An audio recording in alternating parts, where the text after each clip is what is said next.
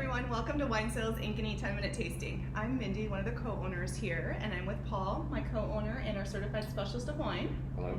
And Cheyenne, our Events and Marketing Coordinator. Wine Styles is a locally owned retail wine and craft beer bar in the district in Prairie Trail in Ankeny. And we have a full selection of wine, craft beer, gourmet foods, and fun accessories, as well. Everything for all your wine needs, all the good stuff in life.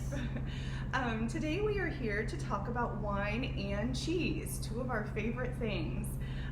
So we're excited to share some secrets for you so you can be the perfect host of your next gathering.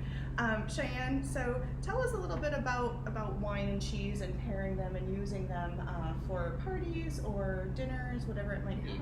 Yeah, so I love cheese and I love wine, so it's really good that they are a perfect match for each other. When I was doing research on this, there's a couple of guidelines to follow when you're pairing wine and cheese. One that I really the only one that I focus on when I pair is pairing equal intensity. So for example, if you're wanting to have Pinot Noir, I would go with like a Gruyere or something that has a little bit of firmness to it but not overly powerful. You really want to be able to match the wine with the intensity of the cheese. So if you're having something big and bold, pick a big and bold cheese, something that's nice and aged. So kind of like we recommend for just food and wine pairings in general. I was going to say that's really the rule for wine and food pairing of all types, and it's not about color. It's not about red food with red wine and white wine with white food. It's really about trying to pair the intensity, the acid, the sweetness, and trying to match those up to enhance.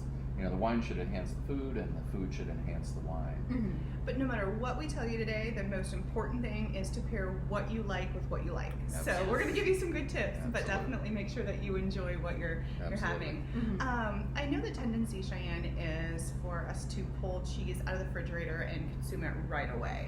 Is that the best way to do it? No. So my kind of pro tip of the day is to actually pull out your cheese 30 to 45 minutes prior to your guests coming or prior to serving your cheese course. And fun fact, did you know that the cheese course is like an actual thing in France? Oh, yes, And they're brilliant. It's at the end of the meal. Yes. Yeah, after you're completely stuffed, and they bring And out these gorgeous everything cheeses. right. Yeah. Fries, cheese course. It's perfect. But if you are having a cheese course with your meal, pull it out 30 to 45 minutes before you're going to enjoy it, because cheese actually tastes better and more of the flavors come out, just like with wine, when it's more at room temperature. An interesting thing about leaving cheese out, I think we're addicted to the refrigerator. Everything has to be in the refrigerator.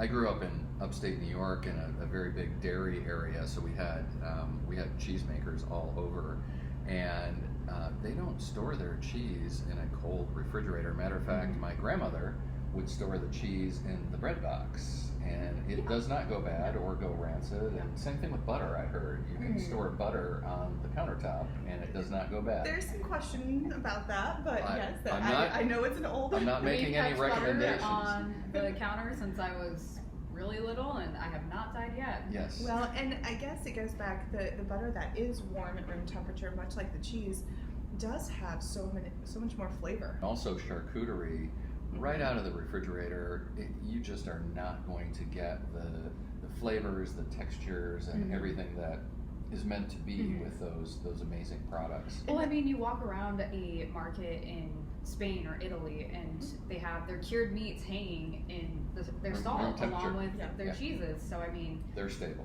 The other thing that I wanted to mention, if you are going to be throwing a little wine and cheese party, is sometimes it's helpful to pair your wine to the region. So one thing that I really enjoy doing is if I want a Garnacha and some other type of cheese, I usually pick Manchego. It holds up really well to the wine because the similar intensity, but it's also from Spain, so I mean it's a really perfect match. Absolutely. And so just for some specific pairings, because we've been talking about intensity, so a big bold, sharp cheddar is going to hold up to a big, bold cab or Zinfandel. It's just going to be a perfect match. And cheese has the taste property called umami. So it's that savory, textural taste that comes from the proteins, like a steak. A rare ribeye is, or mushrooms. Or mushrooms. My favorite. Those are kind of the prototypes of umami, which is a Japanese designation of a separate flavor profile. And although some people will say wine may have an umami character, really it doesn't have that protein umami structure. So picking, a bold wine with a very bold cheese is just going to be a perfect example. So we have a beautiful Maytag blue cheese here, and so very bold cheese, incredible mouthfeel. I mean, I love everything about it. Whether you put it on a burger or you just have it, straight up with your wine. Definitely, it's going to hold up to a bold wine product, and one that I think you should try because it's incredible. We talked about the cheese course at the end of the meal. Port is perfect for a Stilton or a blue cheese. I mean, just a match made in heaven. They just go together so well. In fact, blue cheese is one of my favorite cheeses to pair for wines because it's the most versatile cheese. I was going to say that. Absolutely. It's phenomenal with almost any wine. And I mean, I love blue cheese. Some people are a little picky about it, but honestly, if you try it with wine, it's real good. Pretty good. So we're gonna try this Maytag blue cheese and then see how it goes with this Cabernet that we have here, which is a Goldschmidt Cabernet from the Alexander Valley in Sonoma, and it's just I think Goldschmidt is one of our favorites. We have a lot of favorites, but this is truly one of our favorites, and Catherine is excellent. This Maytag goes phenomenal with this cab. The cab is excellent on its own, the cheese is excellent on its own, but the two together is perfect. And I took a little nibble probably 30 seconds ago, and a little sip of wine, and literally my mouth is still watering. It is so delicious. And this umami, this protein, flavor that comes from the cheese. I mean, the wine just makes it better. So if you have a cheese that has a really high acid level and you have a wine that has a very low acid level, you have the cheese and you drink the wine is going to seem flat. It's going to seem flabby. And that goes back to pairing intensity, flavor intensity, and acid intensity absolutely is important when you pair this, and I think these go perfect together. The finish of both the cheese and the wine together is so long. Yes. I just can still taste that wonderful blue cheese on the palate.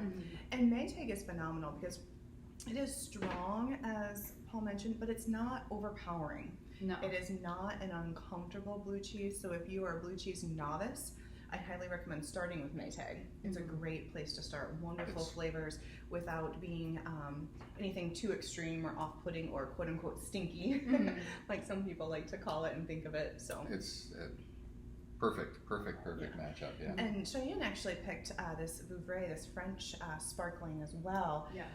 Which we did not open today, but would be phenomenal with the Maytag too. As I think they both have mentioned, so versatile. Yes, it has just a hint of sweetness, so it really brings out the blue and the blue cheese. I think that's where the port comes in too, because you have this powerful fortified wine with all of these complex flavors. Just a little bit of sweetness that really pairs well with the cheese, hence why it's usually served with the cheese course. Yes, absolutely. So the other cheese that we're going to try is our Red Dragon. Tell us a little bit about our customer favorite, the Red Dragon. Yes, so the Red Dragon is customer favorite for a reason. It is phenomenal. It's made with English cheddar cheese, but it has the ground mustard in it. So it still has that spiciness that you are expecting from mustard, but is nice and creamy. This on burgers would be fantastic.